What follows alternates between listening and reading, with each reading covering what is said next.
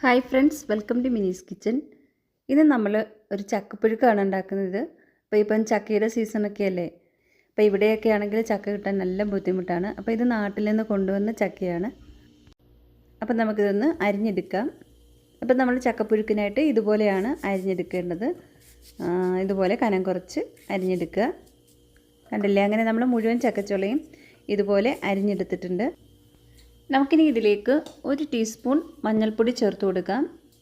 അതിൻ്റെ കൂടെ തന്നെ 1 ടീസ്പൂൺ മുളക് പൊടി കൂടി ചേർത്ത് കൊടുക്കുകയാണ്. ഇനി ഇതിലേക്ക് 1 കപ്പ് വെള്ളമാണ് ചേർത്ത് കൊടുക്കുന്നത്. ഇനി ഇതിലേക്ക് ആവശ്യത്തിന് ഉപ്പ് കൂടി ചേർത്ത് കൊടുക്കാം. അപ്പോൾ നമ്മൾ എടുക്കുന്ന ചക്കയ്ക്ക് അനുസരിച്ച് വേണം ഈ മഞ്ഞൾപ്പൊടിയും മുളക് പൊടിയും ഉപ്പും വെള്ളവും ഒക്കെ ചേർക്കാനായിട്ട്. നമുക്കിനി ഇത് നന്നായിട്ടൊന്ന് മിക്സ് ചെയ്തെടുക്കാം.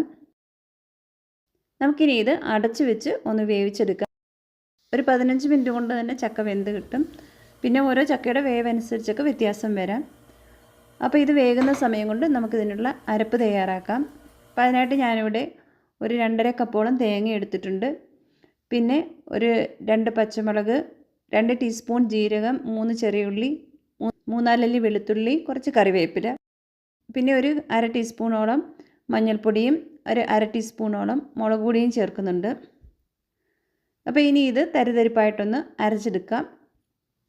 കണ്ടില്ലേ, ഇതുപോലെ വേണം അരച്ചെടുക്കാനായിട്ട്. ഒന്ന് ചതച്ചെടുക്കേ വേണ്ടിയുള്ളൂ.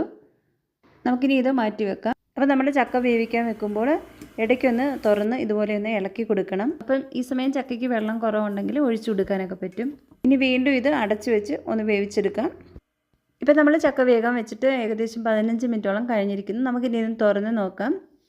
കണ്ടില്ലേ, ഇപ്പോൾ ചക്കയൊക്കെ വെന്ത് വന്നിട്ടുണ്ട്. നമുക്കിനി ഇത് നന്നായിട്ടൊന്ന് ഇളക്കി കൊടുക്കാം. ഇനി ഇതിലേക്ക് നമ്മൾ തയ്യാറാക്കി വെച്ചിരിക്കുന്ന അരപ്പ് ചേർത്ത് കൊടുക്കാം. ഇതിൻ്റെ കൂടെ കുറച്ച് കറിവേപ്പിലയും കുറച്ച് വെളിച്ചെണ്ണ കൂടി ചേർത്ത് കൊടുക്കാം. ഒരു 2-3 ടേബിൾ സ്പൂൺ വെളിച്ചെണ്ണ ചേർത്ത് കൊടുക്കാം. ഇതിനി നന്നായിട്ടൊന്ന് മിക്സ് ചെയ്ത് അടച്ച് വെച്ച് നമുക്കൊന്ന് ആവി കയറ്റണം. ഒരു 4-5 മിനിറ്റ് ഒന്ന് ചെറു തീയിൽ ആവി കയറ്റിയാൽ മതിയാകും. കണ്ടില്ലേ, ഇപ്പം നമ്മുടെ ചക്കയിൽ ആവിയൊക്കെ വന്നിട്ടുണ്ട്. ഇനി നന്നായിട്ട് ഇതൊന്ന് കുഴച്ചെടുക്കണം.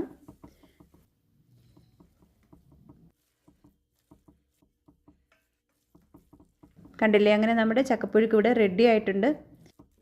ഇനി ഇതിലേക്ക് അവസാനമായിട്ട് കുറച്ച് കറിവേപ്പിലയും കുറച്ച് വെളിച്ചെണ്ണ കൂടി ചേർത്ത് ഒന്നുകൂടി ഒന്ന് മിക്സ് ചെയ്തെടുത്താൽ നല്ല ടേസ്റ്റ് ആയിരിക്കും. കണ്ടില്ലേ, അങ്ങനെ നമ്മുടെ ചക്കപ്പുഴുക്ക് റെഡി ആയിരിക്കുകയാണ്. നമുക്കിനി ഫ്ലെയിം ഓഫ് ചെയ്ത് ചക്ക വാങ്ങി വെക്കാവുന്നതാണ്. നമുക്കിനി ഇത് ഇഷ്ടമുള്ള കറികൾ കൂട്ടി കഴിക്കാവുന്നതാണ്. അപ്പം വെളിച്ചെണ്ണ ഒഴിച്ച് ഉപ്പുമാങ്ങയൊക്കെ കൂട്ടി കഴിക്കാൻ നല്ലതാണ്. അതല്ലെങ്കിൽ മീൻ കറി, ചിക്കൻ കറി, ഇതിൻ്റെയൊക്കെ കൂടെ കഴിക്കാൻ നല്ലതാണ്.